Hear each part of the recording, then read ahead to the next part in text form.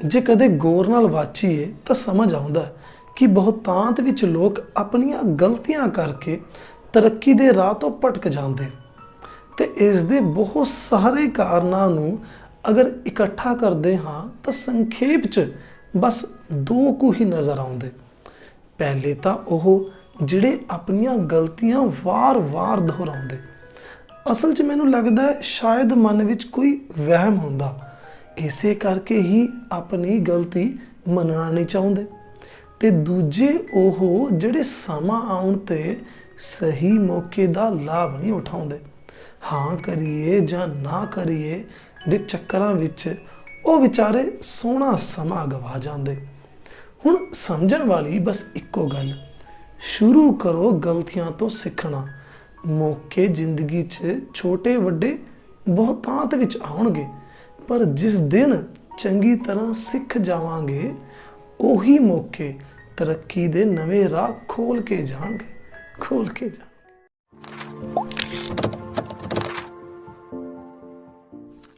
ਸ਼੍ਰੀ ਅਕਾਲ ਜੀ, ਮੇਰਾ ਨਾਮ ਹੈ ਜਸਪ੍ਰੀਤ ਸਿੰਘ ਤੇ ਤੁਸੀਂ ਦੇਖ ਰਹੇ ਹੋ ਸਿੰਘ ਸਾਇੰਸ ਕਨਸੈਪਟ ਕਲਾਸਿਸ 2.0 ਤੇ ਅੱਜ ਆਪਾਂ ਕੰਟੀਨਿਊ ਕਰਨ ਲੱਗੇ ਹਾਂ ਕਲਾਸ 12th ਅਕਾਊਂਟੈਂਸੀ ਵਿੱਚੋਂ ਵੀਡੀਓ ਨੰਬਰ ਇਹ 15 ਹੈ। ਚੈਪਟਰ ਕਰ ਰਹੇ ਹਾਂ ਸੈਕੰਡ, ਫੰਡਾਮੈਂਟਲਸ ਆਫ ਪਾਰਟਨਰਸ਼ਿਪ ਜਾਂ ਪਾਰਟਨਰਸ਼ਿਪ, ਜੋ ਬੇਸਿਕ ਜਾਂ ਸਭ ਤੋਂ ਪਹਿਲਾ ਚੈਪਟਰ ਹੈ ਪਾਰਟਨਰਸ਼ਿਪ ਦਾ। ਇਸ ਤੋਂ ਪਹਿਲਾਂ 14 ਵੀਡੀਓਜ਼ ਬਣ ਚੁੱਕੀਆਂ ਨੇ, 8 ਕੁ ਵੀਡੀਓਜ਼ NPO ਨਾਲ ਰਿਲੇਟਡ ਨੇ ਤੇ 6 ਕੁ ਵੀਡੀਓਜ਼ ਜਿਹੜਾ ਇਹ ਚੈਪਟਰ ਹੋ ਚੁੱਕਿਆ ਆਪਣਾ, ਉਹਦੇ ਵਿੱਚ ਆਪਾਂ ਕਾਫੀ ਟੌਪਿਕ ਕੀਤੇ ਹੋਏ ਨੇ, ਉਹ ਜ਼ਰੂਰ ਪਹਿਲਾਂ ਦੇਖ ਲੈਣਾ। ਅੱਜ ਜਿਹੜਾ ਟੌਪਿਕ ਕਰਨ ਲੱਗੇ ਹਾਂ, ਟੌਪਿਕ ਦਾ ਨਾਮ ਹੈਗਾ ਜੀ ਇੰਟਰਸਟ ਔਨ ਕੈਪੀਟਲ। ਮਾੜਾ ਜਿਹਾ ਗੱਲ ਪਿਆਰ ਨਾਲ ਸਮਝੋ।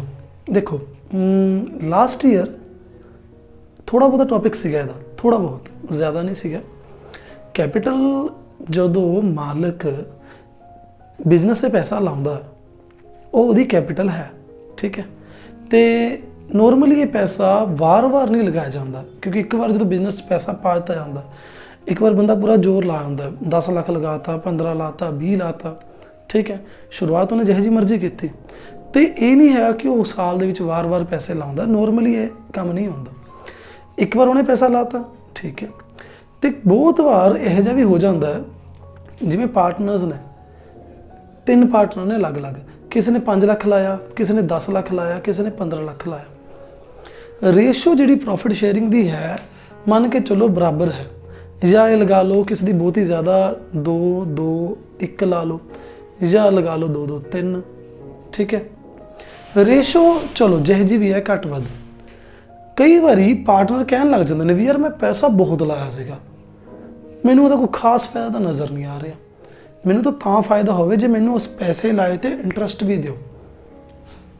ਤਾਂ ਜਸਟੀਫਿਕੇਸ਼ਨ ਹੈ ਇਸ ਗੱਲ ਦੀ, ਠੀਕ ਹੈ, ਕਿਉਂਕਿ ਅਗਲੇ ਨੇ ਅਗਰ ਇੰਨਾ ਪੈਸਾ ਲਾਇਆ ਤਾਂ ਅਗਲਾ ਸ਼ਾਇਦ ਇੰਟਰਸਟ ਭਾਲੂਗਾ ਵੀ।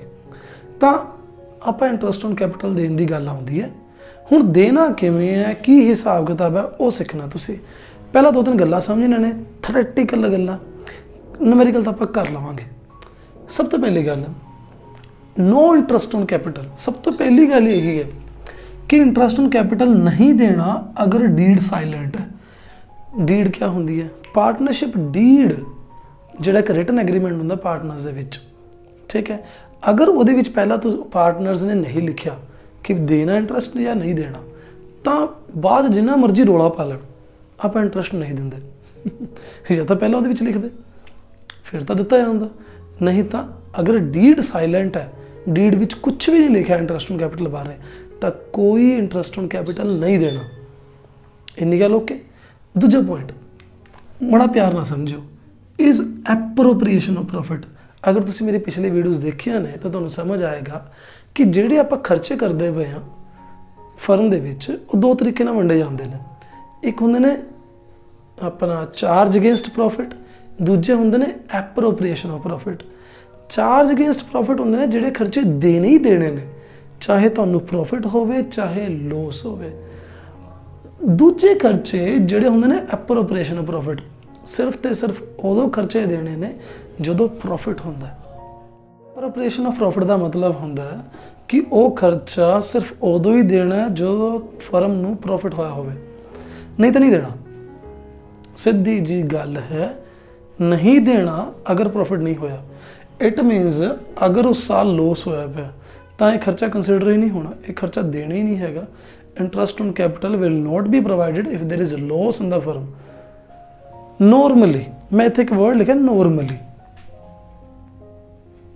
मतलब अगर क्वेश्चन दे विच नॉर्मल अगर क्वेश्चन है कि इंटरस्ट ऑन कैपिटल प्रोवाइड करो, उस साल लॉस हो गया, देना ही नहीं देना। बट अगर नाल ये लिखा होवे interest on capital is charge against profit, special लिखा होवे कि वो चार्ज अगेंस्ट प्रॉफिट है, तो देना पड़ेगा, चाहे लॉस है चाहे प्रॉफिट है। बट नॉर्मली ये एप्रोप्रिएशन ऑफ प्रॉफिट का पार्ट है, सिर्फ उदों ही देने आ जो प्रॉफिट होंदा है, नहीं तो नहीं देंगे। अगली गल, interest on capital is provided with the reference to the time. देखो मूँह चक्या तो नहीं देना, इंटरस्ट टाइम के अकॉर्डिंग दिता जाता होंदा। For which the capital remains in the business, जिन्नी क देर, ध्यान नाल सुनियो, time period for which the capital remains in the business, जिन्नी देर कैपिटल बिजनेस दे विच रही है। ਇਹਦੀ एक एग्जाम्पल समझा देना तो तुहानूं गल समझ आऊगी, खाली पढ़ के तो कख नहीं समझ आउंदा। चलो 2 एग्जाम्पल्स देखो, 2 कराना तुहानूं मैं। जसप्रीत सिंह पार्टनर है, उन्हें 5 लाख रुपए 5 लाख रुपए तो कैपिटल अपनी शुरुआत की अप्रैल दे विच 5 लाख रुपए उन्हें इन्वेस्ट किए, ठीक है, 5 लाख रुपए मान के चलो अप्रैल 2021 है, ओके। अगली कहानी यह है कि जदों मतलब कह लो सैप्टेंबर 30 का दिन आया, 30 सितंबर को, इत्थे गल 1 अप्रैल की हो रही है, सैप्टेंबर 30 2021 नूं उन्हें की किया जी 1 लाख रुपया अपनी कैपिटल च होर ऐड करता, होर पैसे उन्हें विच पाते कैपिटल दे। तो जब 1 लाख होर पाता, तुसीं गैस कर लो किन्ने हो गए, 6 लाख की कैपिटल होगी, ठीक है। हुण सोचण वाली गल है एक, इंटरस्ट किवें लगेगा। मान के चलो interest on capital, interest on capital 6% per annum है, ठीक है जी। इंटरस्ट किवें लगावांगे, जरा ध्यान नाल, पूरे ध्यान नाल देखना जी।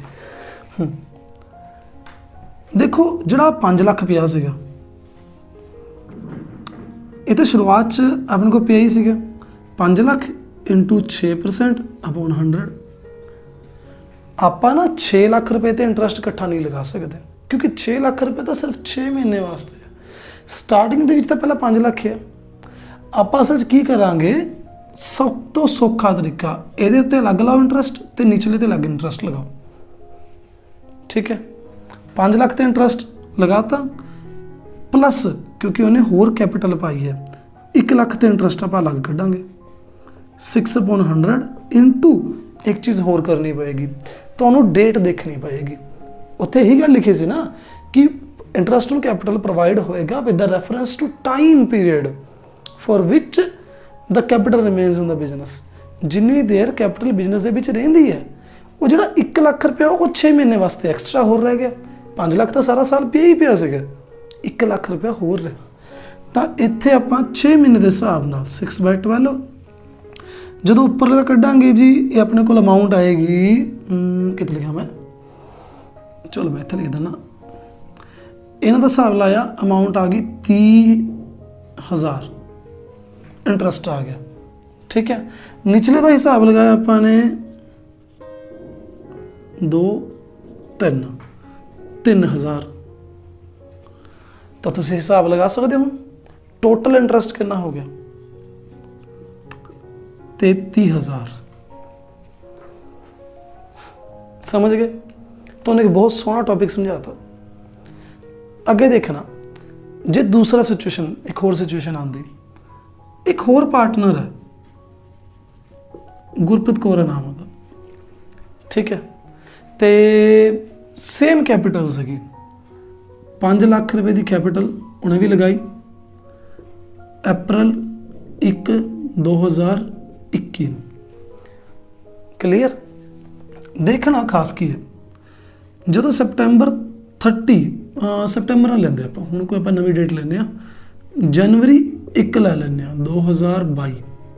ਜਨਵਰੀ 1 2022 ਨੂੰ ਉਹਨੇ ਕੀ ਕੀਤਾ, 1 ਲੱਖ ਰੁਪਇਆ ਹੀ ਉਹਨੇ ਮਾਈਨਸ ਕਰ ਲਿਆ, ਆਪਣੀ ਕੈਪੀਟਲ ਚੋਂ ਵਿਡਰੋ ਕਰਤੇ ਪੈਸੇ ਨਿਕਾਲ ਲਏ। ਤਾਂ ਤੁਸੀਂ ਸੋਚ ਸਕਦੇ ਹੋ ਕਿੰਨੇ ਪੈਸੇ ਰਹਿ ਗਏ, 4 ਲੱਖ ਰੁਪਏ ਬਚਿਆ। ਤੇ ਦੇਖੋ ਹੁਣ ਆਪਾਂ ਬੇਵਕੂਫੀ ਨਹੀਂ ਕਰਨੀ ਕਿ ਆਪਾਂ 4 ਲੱਖ ਤੇ ਇੰਟਰਸਟ ਨਹੀਂ ਕੱਢਣ ਬੈਠਣਾ, ਬਿਲਕੁਲ ਨਹੀਂ। ਆਪਾਂ 5 ਤੇ ਲੱਖ ਕੱਢਾਂਗੇ ਤੇ 1 ਲੱਖ ਦਾ ਹਿਸਾਬ ਅਲੱਗ ਲਗਾਵਾਂਗੇ। ਸੌਖਾ ਤਰੀਕਾ ਕਿਵੇਂ, ਦੇਖਿਓ ਜ਼ਰਾ, 5 ਲੱਖ ਇੰਟੂ 6%, ਇੰਨਾ ਓਕੇ।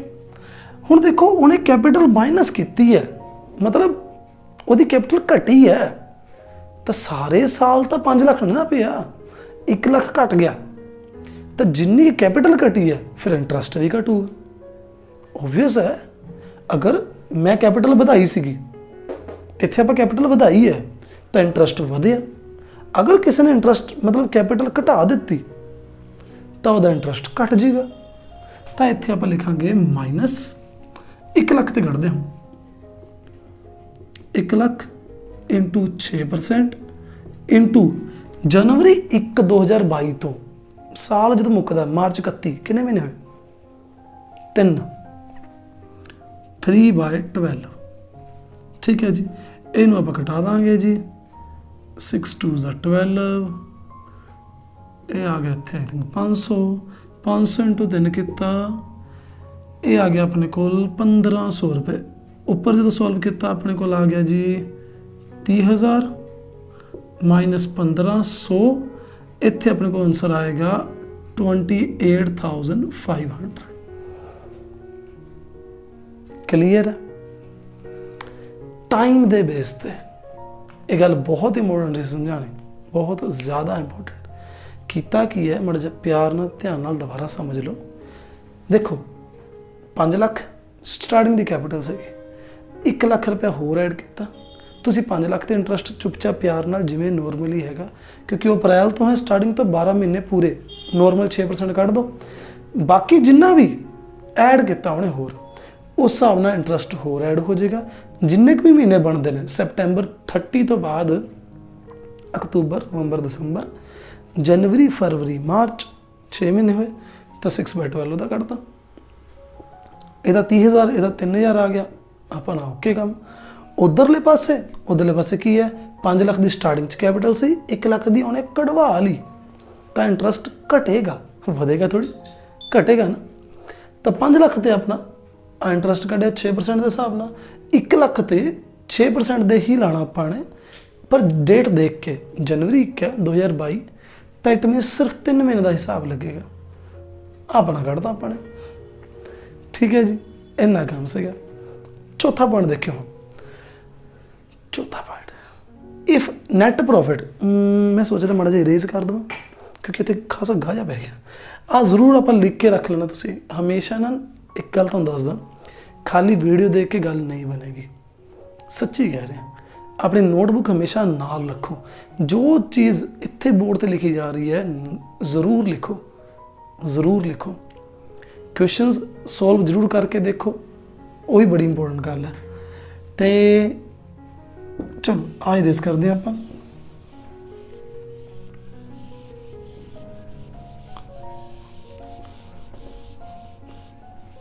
ਕਿਉਂਕਿ ਜੋ ਮੈਂ ਕਰਵਾ ਰਿਹਾ ਤੁਹਾਨੂੰ ਇੱਕ ਤਰੀਕੇ ਦਾ ਤੁਹਾਡੇ ਨੋਟਸ ਬਣ ਜਾਣਗੇ, ਜੋ ਤੁਹਾਨੂੰ ਸਾਲ ਦੇ ਐਂਡ ਤੱਕ ਕੰਮ ਆਉਣਗੇ ਜੀ।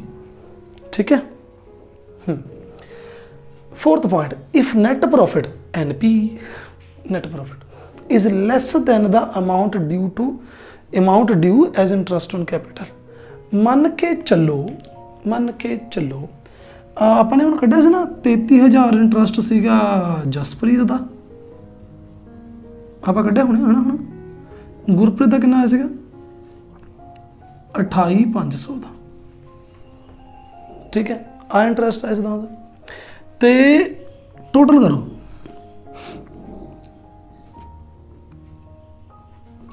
61,500। ਮੰਨ ਕੇ ਚੱਲੋ ਇੱਕ ਐਗਜ਼ਾਮਪਲ ਤੁਹਾਨੂੰ ਮੈਂ ਦਿੰਦਾ ਬੜੀ ਪਿਆਰੀ। ਪਿੱਛੇ ਆਪਾਂ ਕਹਿ ਰਹੇ ਸੀ ਕਿ ਇੰਟਰਸਟ ਔਨ ਕੈਪੀਟਲ ਇਹਦਾ 33,000 ਬਣਦਾ, ਇਹਦਾ 28,500 ਬਣਦਾ। ਕੁੱਲ ਆਪਾਂ ਨੂੰ ਦਿਖ ਰਿਹਾ ਕਿ ਫਰਮ ਪਾਰਟਨਰਸ ਨੂੰ ਇੰਨੇ ਪੈਸੇ ਦੇਗੀ, ਦੇਣੇ ਬਣਦੇ ਨੇ। ਇੰਟਰਸਟ ਔਨ ਕੈਪੀਟਲ ਹੈ, ਫਰਮ ਦਿੰਦੀ ਹੈ ਪਾਰਟਨਰਸ ਨੂੰ, ਫਰਮ ਵਾਸਤੇ ਇਹ ਪੈਸਾ ਖਰਚਾ ਹੈ, ਇਹ ਗੱਲ ਧਿਆਨ ਰੱਖਣਾ। ਤੇ ਜਿਹੜਾ ਖਰਚਾ ਹੈ ਜਿਹਨੂੰ ਆਪਾਂ ਕਹਿੰਦੇ ਕਿ ਐਪਰੋਪ੍ਰੀਏਸ਼ਨ ਆਫ ਪ੍ਰੋਫਿਟ ਦਾ ਪਾਰਟ ਹੈ, ਮੰਨ ਕੇ ਚਲੋ ਕਿ ਪ੍ਰੋਫਿਟ ਇੰਨਾ ਨਾ ਹੋਵੇ। ਇੱਥੇ ਤੁਸੀਂ 61,500 ਦੇਖ ਰਹੇ ਹੋ ਤੇ ਤੁਹਾਡੇ ਕੋਲ 61,500 ਜੋਗਾ ਪ੍ਰੋਫਿਟ ਨਹੀਂ ਹੈਗਾ, ਤਾਂ ਤੁਸੀਂ ਕਿਵੇਂ ਵੰਡੋਗੇ, ਕਿਵੇਂ ਦੋਗੇ? ਤਾਂ ਇਸ ਨੂੰ ਹੀ ਬਸ ਆਪ ਚੌਥੇ ਪੁਆਇੰਟ 'ਚ ਸਮਝਣਾ, ਪਿਆਰ ਨਾਲ ਦੇਖਿਓ। If net profit is less than the amount due, ਅਗਰ ਨੈਟ ਪ੍ਰੋਫਿਟ ਘੱਟ ਹੈ amount due as interest on capital, ਜਿੰਨਾ ਕਿ ਇੰਟਰਸਟ ਔਨ ਕੈਪੀਟਲ ਬਣਦਾ ਉਸ ਤੋਂ ਅਮਾਊਂਟ ਅਗਰ ਨੈਟ ਪ੍ਰੋਫਿਟ ਦੀ ਘੱਟ ਹੈ ਤਾਂ interest on capital will be restricted, ਤਾਂ interest on capital restricted, restriction ਹੋ ਜੂਗੀ। ਪਤਾ ਕਾਹਦੀ? ਟੂ ਦਾ ਅਮਾਊਂਟ, ਸਿਰਫ ਓਨੇ ਕੁ ਪੈਸੇ ਦੀ ਜਿੰਨਾ ਕੁ ਪ੍ਰੋਫਿਟ ਹੈ। ਆਪਾਂ 61,500 ਨਹੀਂ ਦੇਵਾਂਗੇ ਪੂਰਾ, ਆਪਾਂ ਦੇਵਾਂਗੇ ਹੀ ਓਨਾ ਕੁ ਜਿੰਨਾ ਕੁ ਨੈਟ ਪ੍ਰੋਫਿਟ ਹੈ। ਇਸ ਤੋਂ ਉੱਪਰ ਆਪਾਂ 1 ਰੁਪਿਆ ਨਹੀਂ ਦੇ ਸਕਦੇ।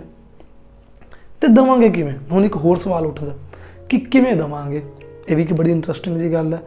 Profit will be effectively distributed. ਰੁਕੋ ਜਰਾ, ਨੋਰਮਲੀ ਪ੍ਰੋਫਿਟ ਰੇਸ਼ੋ 'ਚ ਡਿਸਟਰੀਬਿਊਟ ਹੋ ਜਾਂਦਾ। ਅਗਰ ਇੱਥੇ ਮੈਂ ਕੋਈ ਰੇਸ਼ੋ ਨਹੀਂ ਦਿੱਤੀ ਤਾਂ ਮੰਨ ਕੇ ਚੱਲੋ 1:1 ਦੀ ਰੇਸ਼ੋ ਹੈ, ਬਰਾਬਰ ਹੈ। ਪਰ ਇੱਥੇ ਆਪਾਂ ਪ੍ਰੋਫਿਟ ਨੂੰ ਐਵੇਂ ਡਿਸਟਰੀਬਿਊਟ ਨਹੀਂ ਕਰਨਾ ਜੀ। ਆਪਾਂ ਪ੍ਰੋਫਿਟ ਡਿਸਟਰੀਬਿਊਟ ਕਰਾਂਗੇ, ਪਤਾ ਕਿਵੇਂ ਕਰਾਂਗੇ? In the ratio of interest on capital. ਇਹ ਬਹੁਤ ਇੰਪੋਰਟੈਂਟ ਗੱਲ ਸੀ। ਆਪਾਂ ਵੰਡਾਂਗੇ ਪ੍ਰੋਫਿਟ ਨੂੰ, ਜ਼ਰੂਰ ਵੰਡਾਂਗੇ, ਬਟ ਰੇਸ਼ੋ ਕਿਹੜੀ ਹੋਏਗੀ? ਇੰਟਰਸਟ ਔਨ ਕੈਪੀਟਲ ਦੀ ਰੇਸ਼ੋ ਹੋਊਗੀ। ਤਾਂ ਹੁਣ ਇੱਥੇ ਰੇਸ਼ੋ ਨਿਕਾਲਣੀ ਪਏਗੀ, ratio of their interest on capital. Ratio किमें निकालते हैं? बच्चों वाला काम है। 33,000 रेशो 28,500, 0000 गए 5 ਦੇ ਟੇਬਲ ਤੇ ਇਹ ਗਿਆ 57 ਤੇ ਇਹ ਨਹੀਂ ਆਏਗਾ। ਇਹ 5 ਦੇ ਟੇਬਲ ਤੇ ਗਿਆ 5 6 ਦਾ 30, 5 6 ਦਾ 30 ਹੋਰ ਕੱਟਦਾ ਕੱਟਦਾ ਵੇ। 3 ਦੇ ਟੇਬਲ ਤੇ 19 3 ਦਾ 57, 22 ਦਾ 66। ਤਾਂ ਰੇਸ਼ੋ ਆ ਗਈ ਜੀ 22 ਤੇ 19, 22:19। ਅਗਲਾ ਸਟੈਪ ਕੀ ਹੋਏਗਾ? ਬਸ 30,750 ਨੂੰ ਇਸ ਰੇਸ਼ੋ 'ਚ ਵੰਡਾਂਗੇ ਤਾਂ ਜਸਪ੍ਰੀਤ ਨੂੰ ਮਿਲੇਗਾ 30,750 ਇੰਟੂ 22 डिवाइड बाय 22 ਤੇ 19 ਕਿੰਨੇ ਹੋ ਗਏ? 41, 41। ਠੀਕ ਹੈ, ਇਹਨੂੰ ਤਾਂ ਕੈਂਸਲੇਸ਼ਨ ਕੀਤਾ, ਇੱਥੇ ਆਏਗਾ ਜੀ 750 ਤੇ ਇਹਨੂੰ ਮਲਟੀਪਲਾਈ ਕਰਕੇ ਆਏਗਾ 16,500। ਇਸ ਤੋਂ ਬਾਅਦ ਦੂਸਰੇ ਜਿਹੜਾ ਪਾਰਟਨਰ ਸੀ ਗੁਰਪ੍ਰੀਤ ਵਾਸਤੇ ਬਣਿਆ 19, ਟੋਟਲ ਕਿੰਨਾ ਹੈ? 41 ਇੰਟੂ ਜਿਹੜਾ ਆਪਣਾ ਪ੍ਰੋਫਿਟ ਹੈ 30,750। ਇਹ ਕੀਤਾ ਸੀ ਆਪਾਂ ਨੇ 750 ਆਇਆ ਸੀਗਾ, ਇਹਦਾ ਕਰਾਂਗੇ 14,250। ਬਸ ਖਤਮ ਕਹਾਣੀ ਇੰਨੀ ਸੀਗੀ। ਬਟ ਕਹਾਣੀ ਮੁੱਕੀ ਨਹੀਂ ਹਲੇ। 4 ਪੁਆਇੰਟ ਦੱਸਣ ਤੁਹਾਨੂੰ, ਥੋੜ੍ਹੇ ਜਿਹੇ ਪੁਆਇੰਟ ਹੋਰ ਦੱਸਦਾ। ਇੱਕ ਛੋਟਾ ਬਟ ਪਿਆਰਾ ਜਿਹਾ point. Interest on capital is calculated with the allowance of any addition or withdrawal of capital during the year. Interest on capital ਇਸ ਨੂੰ ਵੀ ਗੌਰ ਰੱਖ ਕੇ ਕੈਲਕੂਲੇਟ ਹੋਏਗਾ। ਕਿਸ ਨੂੰ? ਐਡੀਸ਼ਨ ਤੇ ਵਿਡਰਾਲ। ਵੈਸੇ ਤਾਂ ਆਪਾਂ ਇਹ ਕਰ ਚੁੱਕੇ ਹਾਂ ਬਟ ਛੋਟੇ ਰੂਪ 'ਚ। ਹੁਣ ਥੋੜ੍ਹਾ ਜਿਹਾ ਡਿਟੇਲ ਲੈ ਕੇ ਆਉਂਦੇ ਹਾਂ ਇਸ ਟੌਪਿਕ ਦੀ। ਤੁਹਾਨੂੰ ਪਿੱਛੇ ਵੀ ਦੱਸਿਆ ਸੀਗਾ ਕਿਵੇਂ। ਮੰਨ ਕੇ ਚੱਲੋ ਕਿਸੇ ਪਾਰਟਨਰ ਦੀ ਕੈਪੀਟਲ ਸ਼ੁਰੂਆਤ ਵਾਲੀ 1 ਲੱਖ ਦੀ ਹੈ, ਠੀਕ ਹੈ। ਇਹ ਹੈਗੀ ਹੈ April 1, 2020 ਦੀ, ਓਕੇ। ਤੇ ਉਹਨੇ ਜੁਲਾਈ 1, 2020 ਨੂੰ मान के चलो 50,000 उन्हें होर ऐड करवाता, जिन्हों आप कह दें कई बार एडिशनल कैपिटल। ओके, तो फिर उन्होंने दोबारा चो चढ़िया सैप्टेंबर 30 नूं 2020 उन्हें 1 लाख रुपया विड्रॉ करा लिया, विड्रॉल अगेंस्ट कैपिटल, या ये भी लिख देने आप विड्रॉल आउट ऑफ कैपिटल, एक ही गल है। चलो मान के चलो कि जनवरी 1 2021 नूं उन्हें 2.5 लाख कर दिया, 2.5 लाख रुपया उन्हें होर ऐड करवाता। मैं तेन स्टार्टिंग च कहा सी नॉर्मली ये काम नहीं होंगे होंगे, साल दे विच आपां कदे कैपिटल वधाती, कदे घटा ली, कदे वधाती, आम तौर पर काम नहीं होंगे होंगे, बट बाय चांस अगर हो जाए फिर तो एज एन अकाउंटेंट देखो तुहानूं करना तो पऊगा, चाहे रो के करो चाहे हस के करो। बच्चे कई बार मैनूं कहण लग जांदे ने भी सर जी बंदा बोला कदे कढ़ाई जा रहा, कदे पैसे पाई जा रहा, की करी जांदा। मैं क्या पुत्त जहजा भी है, तुसी एज एन अकाउंटेंट आपां तां काम करके देना, तो काम करके दो। काम की है, इंटरस्ट ऑन कैपिटल निकालना पड़ेगा। किदां जी, बस वो प्यार ना समझो। मान के चलो रेट, क्योंकि रेट इसकी इंपोर्टेंस बहुत ज़्यादा होती है। मान के चलो इन 6% पर एनम, वैसे 10% 12% जो मर्जी हो सकता। ये 6 मैं तां लिखदा क्योंकि मैंने थोड़ा जिहा फायदा रहिंदा। चलो इंटरस्ट ऑन कैपिटल किवें निकालना है, ध्यान ना समझना जी, ध्यान नाल प्लीज़। पहले लाख रुपए थे, काफ़ी टीचर्स इसनूं बहुत अजीब तरीके नाल करवाउंदे ने। मैनूं जिहड़ा पसंद है मैं तो उस हिसाब नाल करवा रहा। अगर कोई डाउट होया तो प्लीज़ नीचे कमेंट करके दस दिओ। अगर पसंद आ गया तो वीडियो लाइक जरूर कर दिओ। लाख रुपए थे इंटरस्ट ऑन कैपिटल निकालना 6%। तो तुसी गौर करोगे ये लाख रुपये तो सारा साल, मतलब अप्रैल 1 तो स्टार्टिंग तो पे, तो लाख ते 6% नॉर्मल रखो। उस तो बाद जदों जदों अगले ने पैसे जमा करवाए अपना इंटरस्ट वधेगा, प्लस लिखांगे 50,000 इंटू 6% इंटू जुलाई 1 तो मार्च 31, कितने महीने हो गए? अप्रैल मई जून चक दो, पिछे बचे 9 महीने, मतलब जुलाई अगस्त सितंबर अक्तूबर नवंबर दिसंबर जनवरी फरवरी मार्च, 9 महीने। चलो इतना हो गया। अगली गल, विड्रॉल अगेंस्ट कैपिटल, पैसे कढ़ाए सितंबर 30 तो फिर इंटरस्ट घटेगा, ऑब्वियस है जी। लाख रुपया ते 6% ते सितंबर 30 किन्ने महीने रह गए? 6 महीने। जो तो सितंबर 30 लिखा ना तो याद रखना सितंबर नहीं गिनना, अक्तूबर नवंबर दिसंबर जनवरी फरवरी मार्च, 6 महीने। चलो इन्ना हो गया। हुण एक लास्ट बस 2.5 लाख रुपए थे जी एडिशनल, तो ये एडिशनल कैपिटल है, प्लस होगा इंटरस्ट बढ़ूगा, तो 2.5 लाख इंटू 6% इंटू डेट है जनवरी 1, कितने महीने हुए? जनवरी पूरा, फेब मार्च, 3 महीने।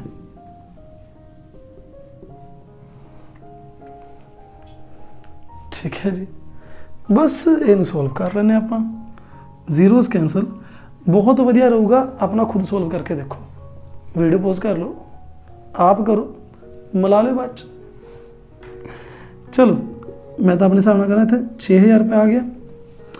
इनू आप अगर सॉल्व करते हैं जी, ये आ गया इतने 2 ते गया 250, 25 ना 225, 2250 माइनस ਇਹਦਾ ਹਿਸਾਬ ਕਿਤਾਬ ਲਾਇਆ जी 3,000 रुपये माइनस प्लस ਉਹਦਾ ਹਿਸਾਬ ਵੀ ਲਾਉਂਦੇ ਹਾਂ। ਜ਼ੀਰੋਜ਼ ਗਈਆਂ 3 ਦੇ 4 3 दूनी 6 2 दूनी 4 2 ਤੇ ਗਿਆ ਇਹ 12 50 ਇਹ ਆ ਗਿਆ 3750। पूरी कहानी इन्नी क्या टोटल इधर करो जरा कितना बनेगा 9,000 रुपए।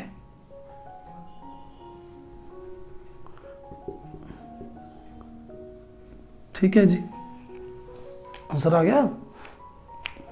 बस देखो ये इन्ना कोई सीगा।